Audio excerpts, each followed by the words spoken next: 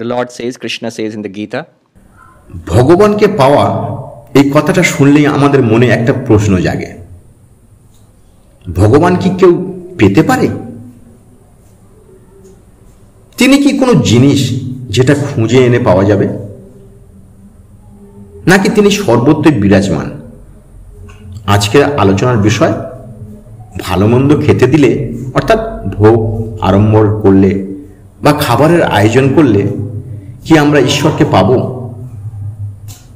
অনেকেই তো মনে করেন বড় বড় পুজো হলে, প্রসাদ হলে তখন ভগবান খুশি হন, কিন্তু সত্যি কি তাই?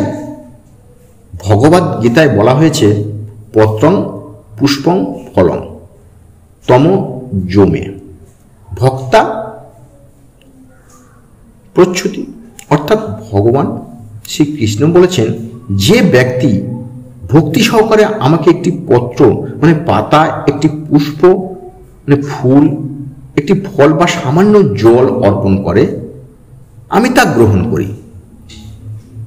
একটি উদাহরণস্বরূপ ধরুন, আপনি একজন ডাক্তারকে খুশি করতে চান, তাকে কি খাওয়াবেন? যদি তার উদ্দেশ্য হয় রোগীকে সুস্থ করা, তবে তিনি কৃতজ্ঞ হবেন আপনার ভালো কাজের জন্য, আপনার উৎসর্গের জন্য, না যে আপনি তাকে বড়সড় ভোজ করালেন। এইভাবে ঈশ্বরের উদ্দেশ্য আমাদের অন্তরের পবিত্রতা, আমাদের প্রেম। তিনি খাবারের লোভী নন, তিনি অসীম আনন্দের আধার। তাকে খাওয়ানোর প্রশ্নই ওঠে না। বাহ্যিক আয়োজনের চেয়ে অন্তরের অনুভূতি সব থেকে বড়। দেখবেন একটি শিশু রাস্তার পাশে আগাছা গাছের ফুল নিয়ে তার মাকে উপহার দেয়।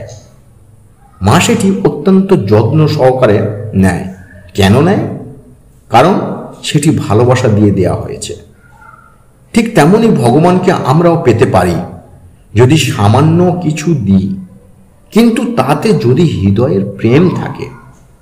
ঠাকুর রামকৃষ্ণ দেব বলেছেন, যতক্ষণ না মন ভগবানের দিকে দেওয়া যায়, ততক্ষণ বাহ্যিক আচার অনুষ্ঠান দিয়ে কোনো লাভ নেই। তাহলে ভগবানকে পেতে হলে কি করব?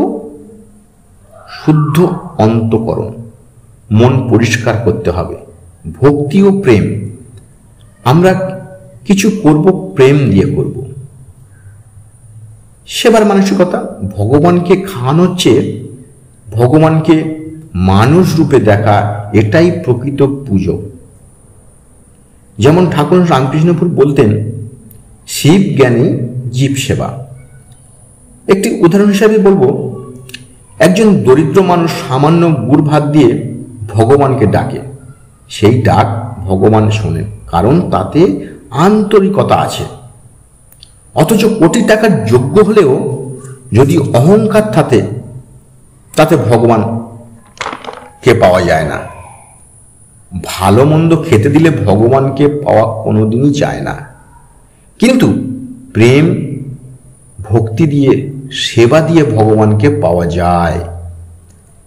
পেট ভরে খাওয়া ভগবানের দরকার নেই, কারণ তিনি সর্বভূক নন, তিনি সর্বভূত।